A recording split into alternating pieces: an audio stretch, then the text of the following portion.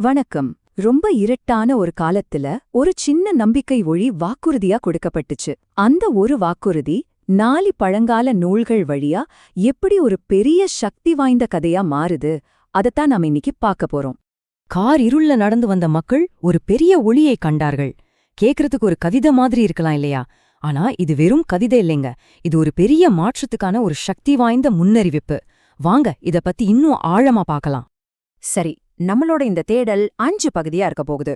முதல்ல இருட்ல கொடுக்கப்பட்ட ஒரு வாக்குறுதி, அப்புறம் அந்த பெரிய ஒளி எப்படி உதிச்சதுன்னு பார்க்க போறோம். அதுக்கப்புறம் என் பின்னாடி வாங்கன்னு வந்த ஒரு அழைப்பு. 4வதா எல்லாரும் ஒரே மனசோட இருக்கறதுல என்ன சவால் இருந்துச்சு. கடைசியா இதுலயே நமக்கு என்ன செய்தி இருக்கு. வாங்க ஒவ்வொன்னா உள்ள போலாம். நம்ம கதை எங்க தொடங்குதுன்னா, ரொம்ப பழங்காலத்துல செபுலோன், நப்திலிங்கிற பகுதிகள்ல.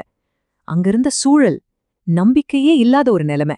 இறைவாக்குனர் எசாயா சொல்ற மாதிரி அந்த மக்கள் ஒரு கார் இருள்ல, ஏன் மரணத்தோட நிழல்ல வாழ்ந்துட்டு இருந்தாங்க. யோசிச்சு பாருங்க, எவ்ளோ விரக்தியும் பயமும் இருந்திருக்கும். ஆனா பாருங்க, அப்படிப்பட்ட ஒரு விரக்தியான சூழல்ல தான் ஒரு பயங்கர சக்தி வாய்ந்த வாக்குறுதி வருது. அவமானப்பட்ட அந்த நிலம் ஒரு நாள் பெருமைப்படுத்தப்படும், அந்த இருட்டுக்குள்ள ஒரு பெரிய ஒளி பிரகாசிக்குன்னு எஸ்ஐயா சொல்றாரு. இதுதான் கதையோட முக்கியமான டர்னிங் பாயிண்ட்.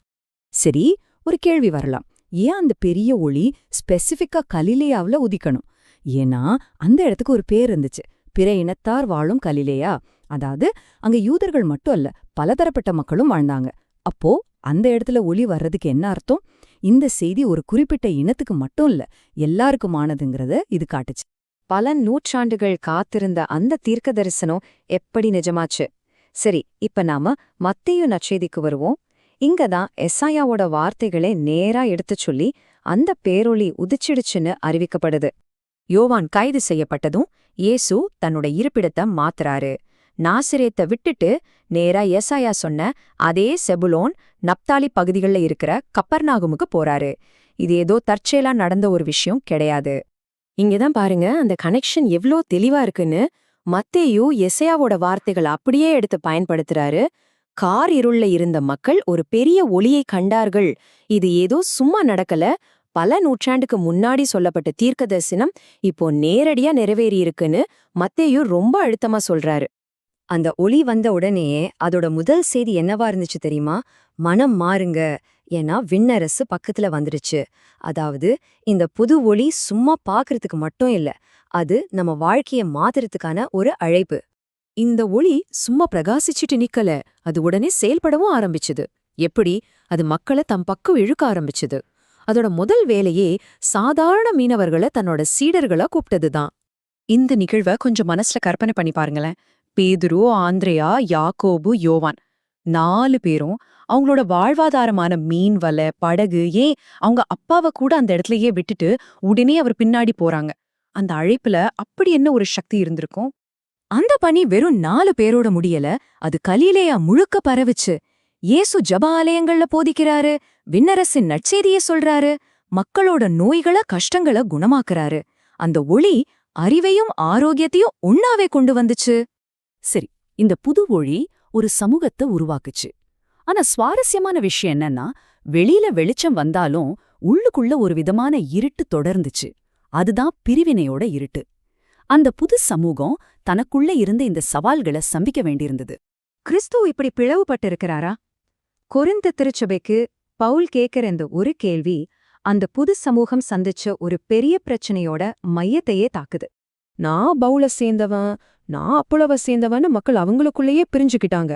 அவங்க அந்த ஒளிய ஃபாலோ பண்றத விட்டுட்டு அந்த ஒளிய கொண்டு வந்த வேற வேற தலைவர்களோட பேர்ல தங்களை பிரிச்சுக்கிட்டாங்க. இதுதான் பிரச்சனையே நாணிவேறி. இதுக்கு பவுல் என்ன தீர்வு சொல்றாரு? ஒரே மனசோட ஒரே நோக்கத்தோட ஒன்னாருங்க, உங்களுக்குள்ள பிரிவுகளே இருக்கக்கூடாது. ரொம்ப தெளிவா சொல்றாரு. அந்த பேரொளியோட நோக்கம் மக்களை பிரிக்கிறதில்ல, ஒன்னா சேர்க்கறது தான். அப்போ ஒளியில வாழ்றதோட உண்மையான அடையாளம் ஒற்றுமைதான். இது வரைக்கும் ஒரு சமூகத்துக்கான ஒளிய பத்தி பார்த்தோம். சரி, இப்போ அதே ஒளி தனிப்பட்ட முறையில நமக்கு என்ன சொல்லுது? ஒரு திருப்பாடல் வழியா இதுக்கான பதில தேடலாம் வாங்க. ஆண்டவரே என் ஒளி, அவரே என் மீட்பு, நான் யாருக்கு பயப்படணும்? இங்க பாருங்க, அந்த பேரொளி ஒரு தேசத்தோட கதையா மட்டும் இல்லாம நம்மளோட தனிப்பட்ட பயத்தை போக்குற ஒரு துணையா மாறுது. அதுதான் நம்ம தைரியத்துக்கு மூல காரணமா இருக்கு. அந்த ஒளி நம்ம வாழ்க்கையில இருக்கும்போது நம்மளோட பதில் எப்படி இருக்கும்? இறைவனோட அழக பார்க்கணும்னு ஒரு ஆசை, அவரோட நன்மைகளை நான் பாப்பேன்னு ஒரு நம்பிக்கை, தைரியத்தோட அவருக்காக காத்திருக்கிறது. இதுதான் அந்த ஒளிக்கு நாம கொடுக்கக்கூடிய ஒரு நம்பிக்கையான பதில். சரி, இப்போ நாம ஒளியோட வாக்குறுதிய பார்த்தோம், அது வந்தத பார்த்தோம், அது ஒற்றுமைக்கு கூப்பிடுறதையும் பார்த்தோம். கடைசியா இந்த ஒரு கேள்வியோட முடிக்கலாம். இந்த பேரொளிங்கிற கான்செப்ட் இன்னைக்கு நம்மகிட்ட இருக்கிற பிரிவினைகள் எல்லாம் தாண்டி ஒரு பொதுவான நோக்கத்தை கண்டுபிடிக்க நமக்கு எப்படி ஒரு சவாலா இருக்கு? இத பத்தி யோசிப்போம்.